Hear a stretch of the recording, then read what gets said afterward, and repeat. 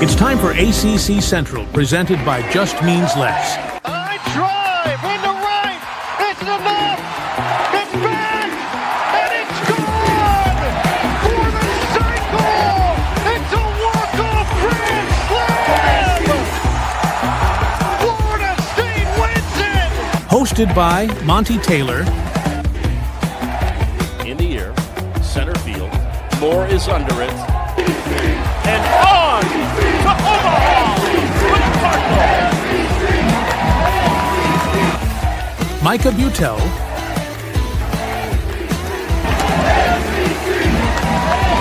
Fly ball driven into left field. Smith, does he do it? He does! A walk-off homer by Ken Smith. And Nick Dioli.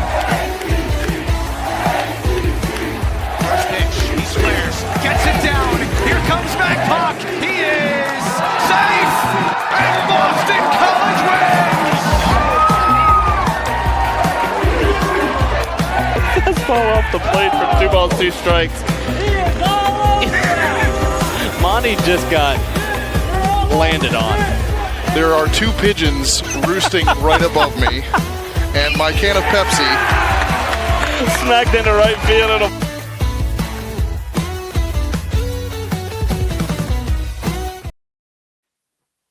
Welcome back, college baseball fans. We got another episode of ACC Central. We're not sure where Micah is. He might still be at Bluebell waiting for that Texas and Texas A&M game to finally get out of the weather delay. That's my best guess, Nick. I know they were in a they were in a weather delay till the very end of the deadline last night, and maybe he's still just out there waiting for that game to start. Is it actually going on today, or is it? I thought it was canceled. Okay. Nick, I know. I blew it again. I'm sorry. All right, everybody, we're going to start over. No, we're not sure. Micah might join us, might not. I don't know, but hopefully he's okay. Nick and I have a lot to talk about, but first we want to talk really quickly. The deadline for the All-Star Game voting ends tonight at midnight, so make sure you get the votes. It's on the pinned tweet for the Just Means Less account, so you can go there, fill out the Google form, make sure your favorite players are voted for. There's part of it will be a fan vote that you're participating in, and the other part will be a media/staff vote between us and some friends. So that's deadline for the public vote is tonight, and then our selection show on Wednesday, and we may have a special guest for that show as well. So stay tuned for that. But let's just get right into it, Nick. We're gonna have to start with our Thursday through Saturday series. You remember which one that was? Of course I do. Who could forget? It was a top 5 matchup in Atlanta between the number 5 Florida State Seminoles, the number 3 Georgia Tech Yellow Jackets. And boy, was that a series to remember for the Georgia Tech Yellow Jackets. Maybe one to forget for Florida State, but we'll talk about Florida State here in a second. Let's start talking about Georgia Tech and this Yellow Jacket team. Wes Mendez pitched pretty well, but Tate McKee, other than the big inning where he gave up a run and then a 2-run shot to Cal Fisher, was outstanding and matched Mendez. And then Georgia Tech held on with some base running seemed to be the difference in that game. There was a play where Carson Kearse goes first to third on a wild pitch and ultimately comes across the score a little bit later. And then on the flip side, the game ends on a pretty wild base running blunder from, I'm going to say John Stutzer was the one to blame because he was already standing at third when Chase Williams went to go back to third. So he had to come home. And then game 2, it was just Georgia Tech again getting a couple of big innings, and then game 3 was wild because it was 3-2 heading into the 5th or into the bottom of the 5th, and then I was on radio, and all of a sudden it was 17-3. So yeah, quite the performance. The atmosphere was electric. Again, for Florida State fans, I know a lot of them were impressed with the atmosphere. It's not comparable to Hauser, considering Hauser's about 3,000 seats bigger, and they tend to be rowdy on a pretty regular basis. This was an electric atmosphere, rowdy like a football game. That's not as normal for Georgia Tech. It was awesome. Carson Kearse, by the way, Micah's X factor ACC Player of the Week. 8 of 12, 2 doubles, home runs, 6 RBIs. He leads the nation in doubles, Nick. Did you know that? I do now. He's batting over 400. He's on pace for 31 doubles. He's got 4 home runs. And by the way, he bats 7th or 8th now. He batted most of the season 9th. So that tells you how good this Georgia Tech lineup is, that you have the nation's double leader in the bottom third of your lineup. Jeez. So talk to me a little bit about this series from a Georgia Tech perspective before we get into kind of the negative with Florida State. But you and I think, are both very high on Florida State. The fan base right now is not, but we'll talk about that in a second. Let's talk about Georgia Tech right now.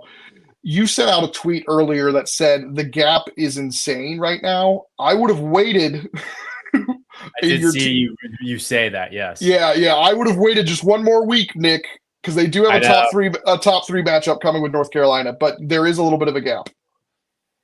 Yeah, I was gonna reply to it too. I forgot who that was that said it, but those graphics are a week to week thing. So like right now, after what we've seen, Georgia Tech has won every series. Carolina does have the one series loss to Virginia. So take my graphics, my little tier list with a grain of salt. Okay, well, and the tier list is supposed to be a little bit of a joke too, right? Like there's some satire to that as well. Make people laugh a little bit, but no, it's going to be a big time matchup next week at the bottom. You know what's funny is I think you forgot for a second this weekend that UCLA existed, because you sent a text to Mike and I going, Georgia Tech should be number 1, right? And we're like, you forgot. No. I just wanted to like send a feeler out. I wanted to know what you guys were thinking. Like, let me put out this feeler, see what the boys are thinking. But I would love for Georgia Tech to be number 1, but UCLA is historical right now with what they're doing with 27 straight wins. It's unbelievable, and they haven't had an easy schedule. But you would also think some of their travel schedule might cause them to have an off game. Like even in an easier conference, it's not that much. I mean, it is easier, but it's still a Power 4 conference, and it's the weakest Power 4. But it's gotten a lot stronger with those West Coast teams, and they've also played a brutal non-conference schedule, and they've won 27 straight. So Georgia Tech deservedly number 2. Texas, I still think, is in the tier with them. I'm surprised at Texas' performance this weekend, but I'm not out on Texas completely. I still think they're up in that tier with Georgia Tech and UCLA, but deservedly not number 2 anymore. Correct. Yeah. The gap, I think, between UCLA and Georgia Tech is so small right now. I mean, they're practically comparable. I mean, UCLA. These two teams are dominating their ranked opponents, because a couple of weeks ago UCLA dominated USC, and then you look at this week, Georgia Tech dominates Florida State. I mean, these guys are, both UCLA and Georgia Tech are answering the call when a big time matchup happens, and they tend to stand out. So I mean, look at Georgia Tech this week. I was super impressed, Monty. Thursday night, I mean, that was such a thriller. And I think the way that game ended just gave Georgia Tech all the momentum they needed throughout the rest of the week. I mean, I think it's hard to kind of wake up the next morning if you're Florida State and kind of, I mean, sure, you have 2 more opportunities, but that kind of just like sits in your head, a 1-3-2 double play to finish the game. By the way, I know that's not an amazing play, but it was textbook. I mean, Kent Schmidt has to see Chase Williams running home out of the peripheral vision and then throw a strike to Von Lackey. Yeah, like they made it look easy. So great that it was executed. Yeah. It's not an amazing, incredible play, but it was textbook. It was major league-esque. Yeah, and like you never know what can happen. Like in that moment, sometimes your mind just kind of wanders off. You got to be there's some catchers that would be crapping a brick when that ball's getting thrown to him. Von Lackey, though, is not a normal college catcher. Obviously, he's the number 1 catcher on the board, or number 2, depending on how you feel about Ryder Helfrich. But I think he's safely number 1 right now. But Helfrich's had a hell of a defensive year. But it was a really good play. But yeah, by the way, Mike Farron's call on that was outstanding. Yeah. I'm going to have to listen to that again. Yeah, I obviously didn't listen to it live because I was in the radio booth with Wiley and Colin, and they had a good call as well, but it's from a little bit of a Georgia Tech spin. Farron's call I heard on the highlight was fantastic. Yeah, I imagine Eric Llewellyn's on Florida State radio was not quite as electric. I doubt it was. No, but he's great. Georgia Tech is for real. They've got another big test this weekend, but so far so good. Carson Kurtz legit. Drew Burris had a big weekend after a little bit of a slump. But let's talk about Florida State, man. I don't think there's any need to hit the panic button, but I'm seeing, I didn't realize how toxic this Florida State fan base can be on Twitter. I fire Link, fire Micah Posey. I'm all for firing Micah Butel, but in this case it was Micah Posey. But talk to me a little bit about your thoughts here on Florida State, because I get there's concerns about the offense without Miles Bailey, but it's not. I saw a tweet responding to me that said they were the worst lineup in D1, and I don't even think they're the worst lineup in the ACC. I think they're middle of the road ACC even without Bailey. But for me, it's Braden Dowd, Hunter Carnes, Cal Fisher, Chase Williams. Those guys have to produce. They've been producing here over the last couple of weeks. Obviously, Cal Fisher and Hunter Carnes didn't quite have the series they wanted, but they've improved. But then look at where John Stutzer and Will Bavaro and Kelvin Paulino are when they're basically sophomores at the end of the year, and you could be seeing a pretty nice lineup there at the end of the year. Maybe not one that would have been as explosive or as dangerous with Miles Bailey, but a competent offense that goes with a really nice pitching staff. Yeah, I think if you're Florida State, if you haven't really been paying close attention to Georgia Tech, this rotation has been lights out, I think, since the NC State series. They are clicking. Over the 12-game winning streak, they have the lowest ERA of the Power 4 schools. So that's over the last 12 games. Yeah. And they have a 2.57 ERA or something like that. The whole staff, not just the rotation. Right. So I think if you're FSU, you have to take in consideration that the rotation is feeling themselves. They've been on fire, and the bullpen has been great. So yes, you're missing Miles Bailey, but I think arguably one of the best teams in the country. Guess what? They just leveled up on pitching, just going through the motions. So I'm not concerned with FSU. I still think the road trip to UVA still holds up. Yep. You have that under your belt, and you're going to have a lot more opportunities down the season. We've just eclipsed the halfway point. You're still in a good spot. You're still in hosting conversation. I think right now, you'd still be kind of a lock right now. Yeah, I think so too. I am not worried about FSU unless something else happens. This is just, Georgia Tech is just on another level right now. Yeah, this pitching staff, and I think the lineup's better than people are, thinking it's easy. It's just, it's Twitter can get to you sometimes, and you're just like, yeah, what? Right. What are we talking about here, guys? Everything, you're still, and in most polls, you're still a top 10 team. In every poll, you're still a top 15 team. You're still I almost had them 10. Right. Yeah. Everything's fine. You're going to get Notre Dame this weekend, who, is a decent team, but they are struggling in terms of the pitching staff outside of Jack Riddell. So you get them at home and rebound. Obviously, losing to Florida didn't help this week either. It's no in 4 weeks. So, but I still think they're one of the top 3 to 4 best teams in the conference, but maybe not necessarily in the power rankings, but overall, when we come to the end of the season, they will be. Mm-hmm. All right. Duke and NC State. We didn't exactly see this coming, right? Especially we did our picks before the Duden news broke. Mm-hmm. So we anticipated Marone and then Duden pitching, right? But obviously Jacob Duden out for the year. The team responded really well. It should be noted. Remember how well NC State responded a couple of years ago when Shane Van Dam went out? They had the injury to Josh Hogue and then Van Dam, and you're thinking, oh man, well, this is where the 2024 NC State team kind of starts to falter a bit, and they ended up staying hot and getting all the way to Omaha.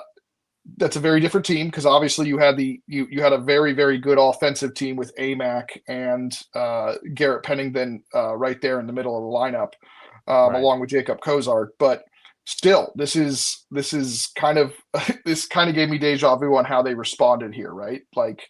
Duke is not an easy team to close games out against, and yet Anderson Nance had another good game. I mean, Heath Andrews went almost 7 innings. He did give up 5 runs, 4 earned, but I mean, that's a gem of a start in Jacob Duden's normal spot. And then Consiglio pitched fantastic as well. The offense just got shut down by Andy Leone. And Caden Smith was the hero again for Duke to kind of avoid the sweep there. But talk to me about NC State and how you as an NC State fan are currently feeling, because I know you're kind of bummed out about the Duden news and you feel like the team's in a bit of a spot here. Yeah, Duden, I mean, I'll just say, get this out of the way. It sucks that his NC State career has to end like that. We say it should end because he's not going to benefit from coming back and pitching at the very end of next year. I think he's got an opportunity to get paid, and he deserves that opportunity. Hopefully this injury doesn't cost him too much money. Right. It's like draft stock and everything like that. So it's more than likely that it is the end of his state career, which does stink because this guy's been so loyal. He was part of that 2024 run. Critical part. He was, him and Derek Smith were the bullpen aces. We're talking like striking out Charlie Condon at Athens, and that's when Jacob Duden really gets on the scene in the national landscape of college baseball. The dude, baby. The dude, the wicked slider, man. I mean, it's one of the best in the sport, honestly. He could have gone other places. I'm sure he had schools talking to him, but he stuck with the pack. And I think it shows like Wolfpack Nation loves Jacob Duden. And, he sent out a WPN heart tweet the day after the news broke. So kudos to him. It sucks, but I hope wherever he lands, he makes the best of it. He's going to do really well. You and I both know that. Yeah, he's he's probably my all-time favorite NC State pitcher, to be honest. Yeah, he's up there for me too. He's up there with Highfill. Duden's the dude. He is. But in regards to the series, I mean, you got to give credit to Heath Andrews stepping up in the Saturday role for Duden and just kind of, it wasn't the prettiest start. The offense did wake up this. Yeah, it didn't have to be because he had a huge lead pretty much immediately. Yeah. Love what Maroon's been doing. I mean, he's been very consistent. Cooper Consiglio, I mean, that was awesome. Fighting blisters, from what I understand. What's that? He was battling blisters as well on Sunday. Yeah. So, I mean, it gives you – because Duke is a scrappy team. Duke will never get swept. They will always be in a fight. Now that you've said that, BC Birdball is getting a sweep next weekend. But yeah, I think what I really took out of this series, Monty, was the NC State bats for, I think, the first time this year were super consistent. I mean, welcome to the show, Mikey Ryan. Like, he kind of the last 2 weeks. He woke up last week against Notre Dame, and then this week he was fantastic. By the way, if it wasn't for Carson Curse's performance, he's probably the shortstop on my team of the week list. Team of the weekend. Yeah. Just Carson Curse, unbelievable. But yeah, it's funny you do say consistent, and they did go quiet on Sunday. You know what I mean? But yeah. But I mean, Mikey Ryan, huge. Chris McHugh, Santa McHugh, coming up big. Rhett Johnson. It's going to be interesting to see kind of where the freshman of the year race kind of holds out, because there's I think 4 or 5 guys that are in this race for freshman of the year, and it's going to be kind of judged because it's going to be hard to judge because there's some different players in there. I mean, like Rhett Johnson's a prototypical top of the order type guy. Then you got Teddy Talkheim and Jet Kennedy, who are like middle of the order type bats. And then there's Caden Glauber, who's an outlier because he's going to be in the pitcher of the year conversation potentially as a freshman, and he's the only arm. But yeah, it's just really interesting how this freshman of the year race is going. But Rhett Johnson's in the thick of it. Absolutely. I mean, he's being at the Doak. He is definitely a fan favorite right now. I think the fan base is very excited to have Rhett Johnson on, and the hot start he's been with the Wolfpack. Luke Nixon has been having the hot bat too. This goes back to the Notre Dame series as well, where I think he hit 2 home runs in that series. Love seeing just this lineup kind of gel a little bit more as we get down to almost the stretch. We're beyond the halfway point. So, I love where State's at. It sucks that they lost Duden, but you could ask for better, but I mean, you could have gotten the sweep. But overall, I think if you're a State fan, you should be happy with how the last 2 weeks have been, coming off of a 7-game losing streak. Absolutely. Let's go to the other sweep this weekend. The Cal Golden Bears coming into the weekend 1-11, dead last in the ACC. They are still last as of right now, but I mean, what a statement. By the way, you shouldn't be super surprised by what Cal did, because they faced the top 3 pitching staffs in the ACC, and they faced the front runner for pitcher of the year in Chris Lavonis. That was their first 4 weekends in the ACC. So maybe it makes sense they were 1-11. All of a sudden, they're facing a non-top rotation, and they kind of go off here. Jacob French is back, obviously, to 7 for 13, 2 doubles, home run, 5 RBIs. I mean, everybody in their lineup raked. I don't know if people saw my tweet earlier, but it was unbelievable when I showed people that lineup. But, I mean, Oliver De La Torre had a complete game, 7 innings, run rule there, 14 runs on Tuesday with Gavin Eady, Saturday, and then game 3, another run rule victory. I mean, I think Pitt is kind of falling back to reality, and Cal is starting to feel itself now. They're not having a gauntlet of a top 3 pitching schedule. Yeah, I mean, when I saw these scores and I looked back, I was surprised, but then again, I was like, no, I shouldn't be surprised. We know what Cal has went up against. But I think I'm just more shocked that Pitt didn't make it as competitive. I think that's where I kind of landed on Sunday night, that, we knew Cal was going to wake up. We knew that the schedule was tough. But Pitt had been feeling themselves too a little bit. And at one point, they were in some people's top 25s. I'm just a little deterred, I guess, from their performance. This was, by record, the worst team in the ACC, and they go out on the road and sweep you. I mean, it was so impressive. I mean, the Cal pitching rotation was phenomenal. This is kind of what I expected them to start doing in the beginning of the season, because you bring these guys back, you never know. They could, feel themselves and get comfortable in their roles, and I think it's starting to click a little bit. Guess who has the number 4 pitching staff in the conference? Cal. By ERA. Yeah, by ERA, it's Cal, which is, yeah. You normally don't see a last place team with the 4th best ERA in the conference. So interesting there, but big weekend for them. It never felt competitive. Pitt never felt in it. I mean, obviously Pitt I think this is a panic button, because this was, this should have been a series win for you, and instead it's a sweep, which is an absolute disaster, a catastrophe. I would think this kind of knocks you out onto the wrong side of the bubble. So we'll see. I mean, Micah's our tournament expert, so he would be able to tell us more, but we don't know where he is, and we hope he's okay. The search for Cotton Eye Joe continues, Nick. Also, how about Lawson Olmsted? If it wasn't for Caden Glauber, he would have been my freshman of the week. Instead, Caden Glauber, I had to make him my first ever 2 back-to-back freshman of the week, because he went 6 shutout in extra innings. So Lawson Olmsted, I mean, he had 5 RBIs in that Friday game as a freshman. He's a catcher, but DH'd all weekend. It was Hideki Prather behind the plate. I did put Josh Hansen on the graphic just for Micah. Look at that, 6 for 12, double, home run, 6 RBIs for the USC transfer. A Micah favorite, but of course, he's not here to appreciate it. So we will move on to another intriguing series down in Miami in Coral Gables. They traded a pair of 3-1 games, and then Miami blew the doors off Wake Forest in game 3.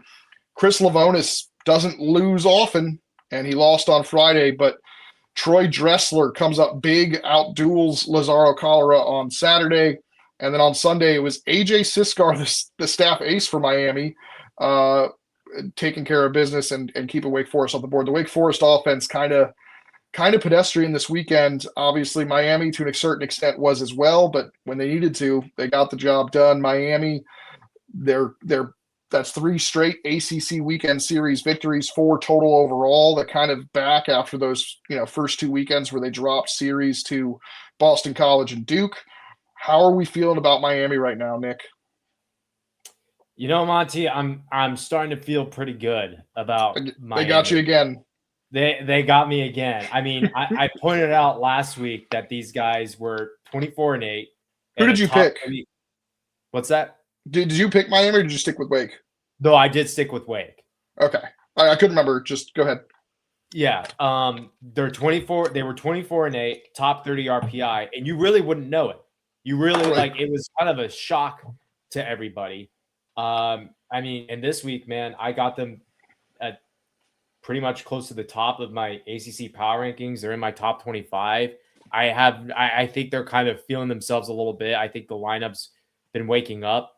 Rob Evans, man, that was such a gutsy performance by him. Mm-hmm. I think that just his fire, I think just set the tone for the rest of the series.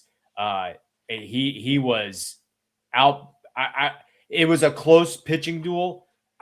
He did outlast Chris Lavonis. I mean, you're just gonna kind of have to like admit that he outlasted Chris Lavonis, and he found himself in some sticky situations and got out of it. So, I mean, I'm starting to feel Miami, Monty. They're looking pretty good.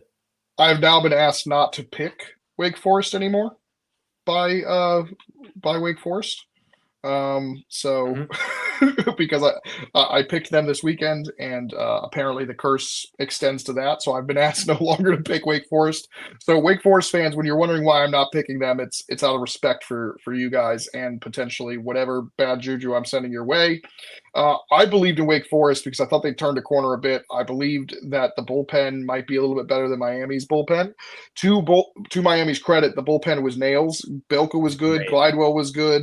They were really good this weekend. They're still a little shallow there, but it's encouraging stuff. That is definitely their weakness, I think, because they've got a good rotation here with Evans, Cholera, and Siskar. Those guys are consistently putting together, decent enough outings and sometimes outstanding outings like they did this weekend. But the bullpen can be a little bit shaky. So it'll be interesting to see Miami, though, building confidence, approaching that top 25. On the flip side, I mean, this Wake Forest team, there was an argument that they should have been ranked, but I don't know if that's necessarily the case after seeing them this weekend. You'd think their offense should be a little bit better than it's performing right now. I feel like the offense is underachieving right now. I feel like they should be much better than this. Yeah, this offense is just making me feel really confused. I don't know. I really thought when I was watching the Friday night game, when Rob Evans went out, I was like, all right, Miami bullpen, we know what they've been like. Maybe Wake can wake up. And they got one run off the bullpen. And that was it. And then they did. Yeah, it was in the ninth inning. They got first and second and no outs. And you're like, okay, here we go. And then they 5 pitches later, and Ryan Bilko was out of the inning, out of the game. Yeah. Game over. I was like, okay, they're going to Ryan Bilko. He's had some shakiness, but nails. I think he got a double play very quickly, and then got the third out right away. Just so, because I remember being like, oh, I need to tune in right now because things are happening, and maybe that's what happened. I shouldn't have tuned in. Maybe that was probably it is funny though, because when the one RBI on Friday was a JD Stein RBI, and I said, I think I replied back to the Wake Forest account that said, when the hurricane is darkest, let the smile of JD Stein light the way.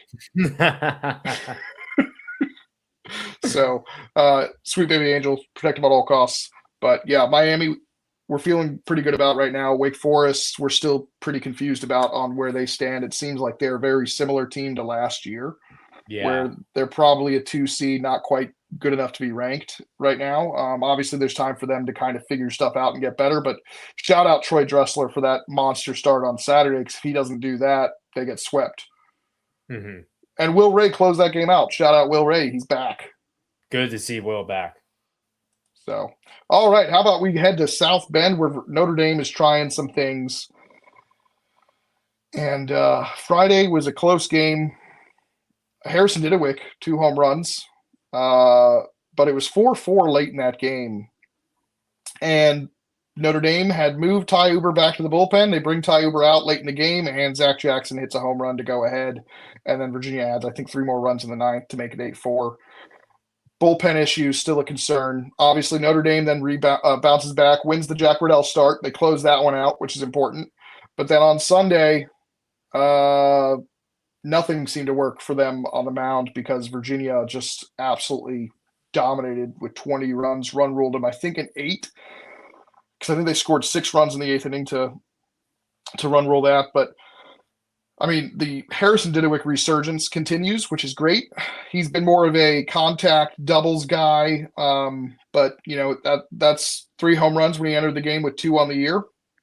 I believe he now has 38 in his career. He's still 10 off of the record set by Jake Geloff a couple of years ago. Joe Tiroli, if he's getting hot, he was 6 for 11, 2 doubles, a home run, 3 RBIs, and then Eric Becker, Sam Harris, AJ Gracia, they all finally got going, which hopefully that boosts them out of their slump because UVA's got a decent test this week. But this was a big get right series for Virginia on the road, and this is not an easy place to go get right. Yeah, I came out of this pretty impressed with Virginia. I could be higher than Micah is on Virginia. I know Micah's always going to be a little bit harsher. Yeah, that comes with the note that he's going to be harsher on his team. I'm harsher on NC State. Are you? Maybe that Georgia Tech NC State pick won't say that I am, but depends on the day. Sometimes I think some days you're feeling optimistic about your Wolfpack. Some days not so much. Yeah.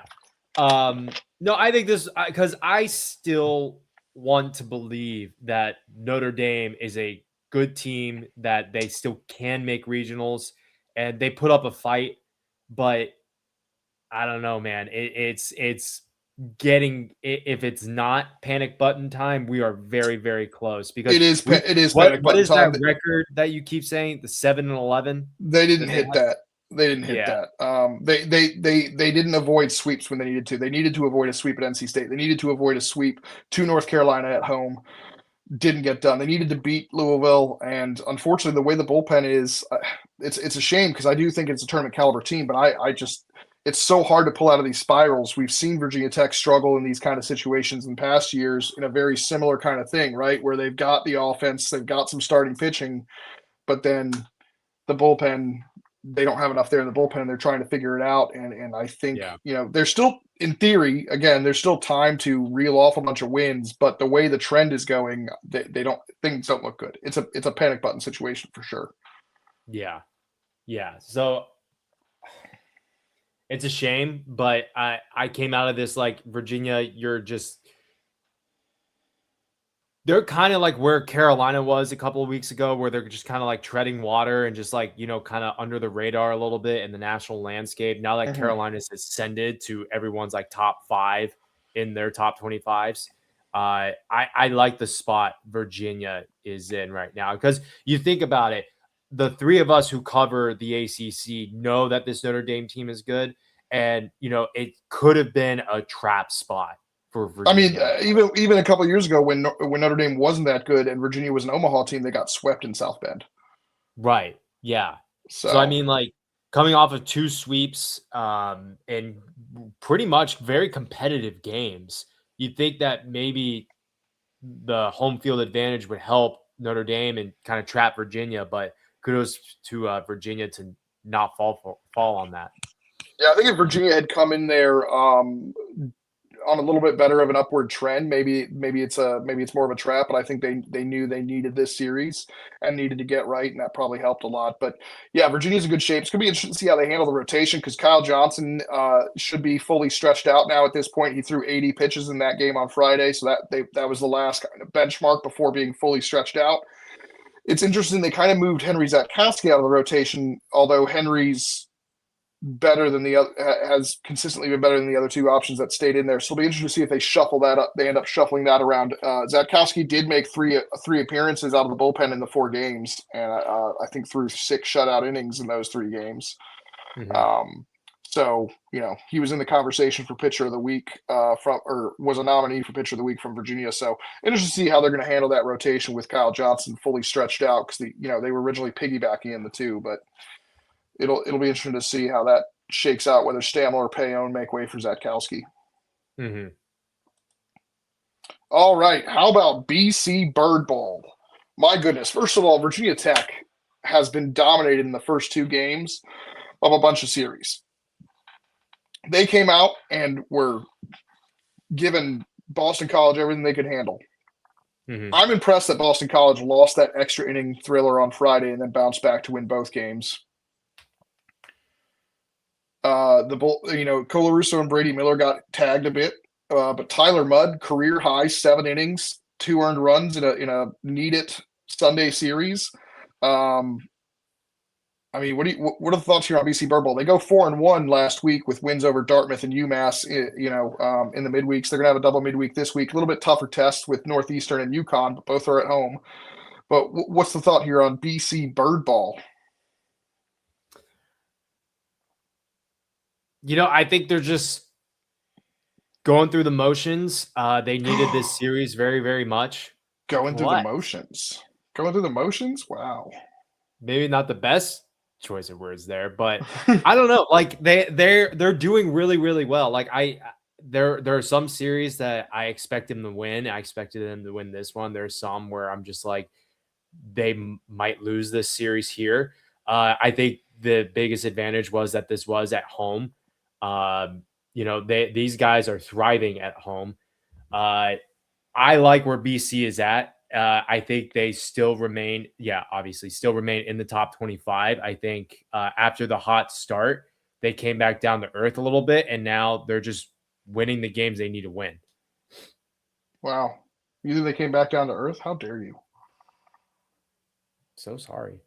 I still love this team. I'm not trying to downplay what BC has done. No, BC's great. It is interesting they went 4-1, and they did drop one spot in the D1 poll.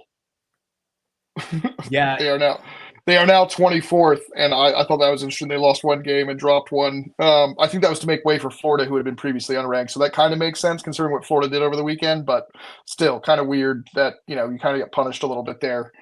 But yeah, I mean, Virginia Tech, very competitive. The Aiden Robertson relief outing on Sunday was huge. He went 5 shutout. They lost. But the other really encouraging thing is Henry Cook and Owen Petrick have struggled all year offensively. Both guys had big series. They went combined 13 for 25 with, as you can see, 7 extra base hits, which is huge.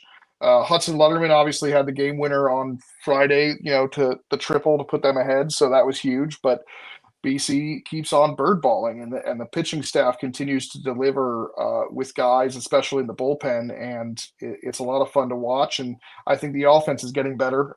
Gunnar Johnson's been huge over the last couple of weeks for them. Jack Toomey has been quietly very good. He's got 21 extra base hits on the year, which I was stunned to see that he's done that well this year. But yeah, I mean, BC's going to have a nice tough test. They get to stay home. They get to face Duke though, and that's going to be an interesting series because it's another gritty team that fights hard. So it'll be interesting to see how that kind of goes down. But I have a piece coming out on this weekend rotation for Boston College, which I'm looking forward to putting out here from Just Baseball. But really, really encouraging stuff for BC. I'd love to see them go out and win the Beanpot this week against Northeastern, who's won it each of the last 2 years. BC needs to show that they are the best team in Boston and deliver that Beanpot championship. And then hopefully we don't have another 26-19 game against UConn on Wednesday. Yeah, let's hope that doesn't happen again. Yeah. So another kind of wild Friday night game was Clemson was up 9-2 in the 9th inning, I believe. Absolutely dominated this game. That 9-5 finish is kind of flattering to UNC. Aiden Kanak was fantastic, probably one of his best starts of the year. 6 innings, 2 runs, 9 Ks, gets the win. Jason DeCaro still struggling. Obviously, he was sick last week against BC. Didn't pitch great here. UNC and Clemson battle 14 innings on Saturday. Caden Glauber, the difference. He goes 6 innings from the 9th to the 14th. No runs given up. Unbelievable performance. He's now the ERA leader, I think, with a 1.71 ERA. I think that's a good almost 40 points lower than the next nearest guy. You'll obviously do the leaders on Twitter here soon over today or tomorrow, but he's up there, and Caden Glauber making the difference there. UNC gets the job done, and it's Caden Glauber once again saving the series. If they lose on Saturday night, they lose the series, right? Clemson would have clinched it. And then on Sunday, bats came to life. Owen Hall continues to rake. Jake Schaffner continues to rake.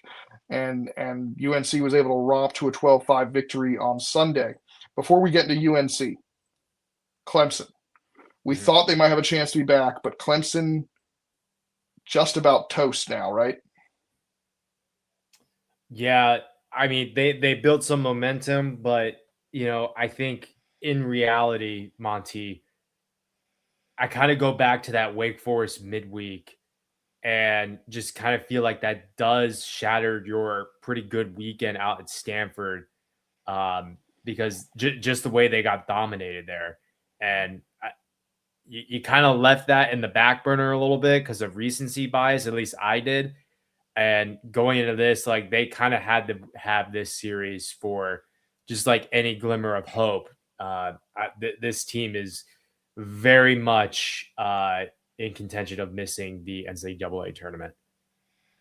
Not good for Clemson. Obviously, they can get back into the conversation a little bit, I think, with a series win at Virginia this weekend, but we already know that's not an easy task. The good news is that Clemson is fighting. They're not necessarily an easy out. I mean, they had UNC on the ropes, a top 6 team on the ropes this weekend. Just couldn't put them away in game 2, and then obviously game 3 was a bit of a bridge too far for Clemson to come back on, especially with the pitching staff. But let's talk about UNC because they are now number 3 in the nation, according to D1 and several other polls, which sets up a top 3 showdown in Chapel Hill this weekend against Georgia Tech. UNC, they've quietly put together, I mean, we knew they were a top 10 team, but they've quietly put together one of their best starts in recent memory at, I think, 31-5 or 30-5-1, whatever the record is. Very, very good start for UNC. The pitching's legit, but Jason DeCaro a little shaky. Ryan Lynch was good. Folger Boaz had one of his better starts in recent memory. But then we know what the bullpen can do with Walker McDuffie, Matty Matthias, and Caden Glauber. And it's just Jackson Rose, Boston Flannery, the list goes on. You got Cam Paget and Shamileski. Talk to me about UNC, and are they a top 5 team in your eyes? They are a top 5 team. I, in fact, put them at number 3. So my poll was kind of with Division I as well. I reference Division I just because it's the one that seems to be most universally recognized and the easiest one for me to remember.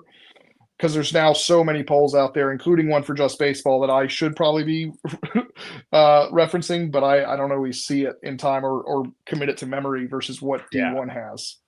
Right. And, when you're watching a game, that's whose number is there is D1. Yep. Yep.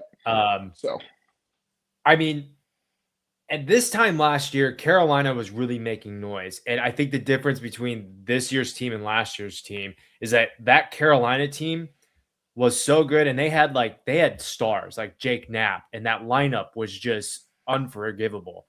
This team doesn't have like the big overwhelming star like Jake Knapp, but they are just like quietly just going under, and like they're suddenly number 3, Yep. I have a question for you, Monty. Is this UNC team better than last year's? It's a good question. I think the offense is capable of being more consistent. I think last year's offense definitely had the ability to be more dangerous with the long ball, but I think this one has a chance to win games in more ways with kind of the balance. And then the pitching staff, it's tricky because the difference is Jake Knapp is such a game changer on the rotation side. Because he was going to go 7 innings and give you a quality start, right? Right. And in this case, you got DeCaro struggling. It's close. I mean, it's very close. I'm not going to say right now they're better, but they have the potential to end up being better if they can get all rolling in the same cylinders. Yeah. I mean, like, it kind of reminds me of the 23 LSU team and the LSU team that just won, where 23 had Skeens and Tommy White and the Stars, where the last year's LSU team, they were just a bunch of good guys and they didn't have like an overwhelming star, and they still did amazing. And like, just like this Carolina team, they're still doing amazing. This weekend is going to be a lot of fun. Like, I thought this past weekend, Georgia Tech, Florida State was fireworks. I mean, the atmosphere was great. Shout out to those Tech fans. But I mean, it's going to be a little bit different when Georgia Tech is on the road and it's, Chapel Hill fans show up. They're going to show up for this. And it's a different type of atmosphere. It's interesting, talking about that. It's not going to be a rowdy, they're going to be loud, and it's going to be a home field advantage for North Carolina, but it's not really, I don't think North Carolina is really that rowdy in terms of, they're not going to be, it's not, I think the difference is the amount of students that showed up to the Georgia Tech series made it a little bit more rowdy. Right. I don't, and I think there's a little bit more adults at the North Carolina game. So it's still loud and it's still good, but it's still more of a respectable kind of crowd, not quite rowdy, which doesn't really make a difference on the field. It's going to be loud. So it's going to be interesting to see. I can't wait. Yeah, that's going to be a very, very fun series. So moving along to Stanford and Louisville. And I think Louisville, I think it's time. I think it's time to call it. I think it's time to put Louisville 6 feet under. It's what stunned me in games 1 and 3 is not that Stanford necessarily won. It's that Louisville only scored 6 runs combined in those 2 games. Yeah. And Stanford pitching hasn't been great. I mean, Trevor Moore, now to Trevor Moore's credit, he has been elite for Stanford, and he threw 4 perfect innings in relief to allow Stanford to maintain that 4-3 deficit until J.J. Moran could hit the 9th inning home run to take the lead late in game 3. But, I mean, game 1 and 5 innings of game 3, Louisville was not able to do too much. Mm-hmm. And that wasn't against Trevor Moore. So, that kind of surprised me, the offensive output from Louisville this weekend. And that's concerning because, on the bright side, they did get Ethan Eberle, another good start from him. This time he gives up 0 earned runs, only strikes out 7, doesn't strike out, 15 this time, but he gets the win and doesn't give up a run. But then Wyatt Danilowicz has a stinker on Friday. They can't quite get the pitching completely right, and it's just got to be really frustrating from Louisville. But I think this series at home kind of puts a fork in them.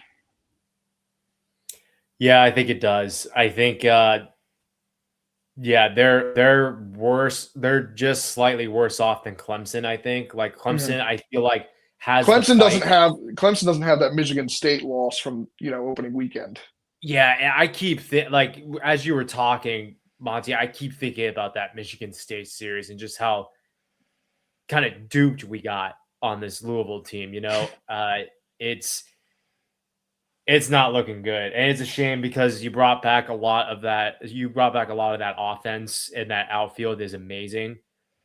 Just the pitching has just been lacking. Yeah, but I mean, and then you have Griffin Crane explode as a breakout. You have Cade Elam, who's been a really good freshman, but then you have Bayram Hott and Tate Davis, arguably 2 of the best players in the conference based on WAR and a bunch of other advanced analytics. And it's just, Lucas is killing it in home runs right now. Yeah, so it's just not been a good season for Louisville, and I'm sure this one's going to hurt a little bit. I think everyone but Kaylee picked Louisville to win the series. She picked Stanford to sweep for some reason, but I thought it was bold enough that she was predicting a Stanford win. But good for Stanford, their second road series victory. If they beat Clemson last weekend, we probably are having a completely different conversation about Stanford because that would have been their third series win in a row. Yeah. I mean, credit to Stanford. They got off to an okay start in that round robin in Arizona. Yep. And then tried to dupe you again. Yeah. And it kind of fell off a little bit, but at this time last year, I think this Stanford team is playing better ball. I think they're getting a little bit more comfortable. I think the lineup has been more consistent. I mean, I think it starts with Rentaro. If he doesn't get off to a better start this season and been more consistent, I don't think we find this Stanford team to be where they're at. And Eric Jean has been a pleasant surprise too. And Teddy has been Talkham great. he's that, and he qualified now for the leaderboard so he leads the conference in average with like a 433 average or something like that. Yeah, I mean it's been a pleasant surprise to see this Stanford team kind of put it together here a little bit. I'm kind of excited to see what they do down the stretch. I don't think they're going to make the tournament. The but pitching I is think just not there either. So I mean, you're looking at it, they're kind of throwing everybody and the kitchen sink that they can out there. Nobody's a true starter anymore. They're all. It's almost, I don't know if it's a pod system exactly, but it's it's a lot of 2, 1, 3 inning kind of guys, and then if Torino Heron or Trevor Moore are feeling it, they can go up to 4 innings. Yeah, but it's in relief. Yeah.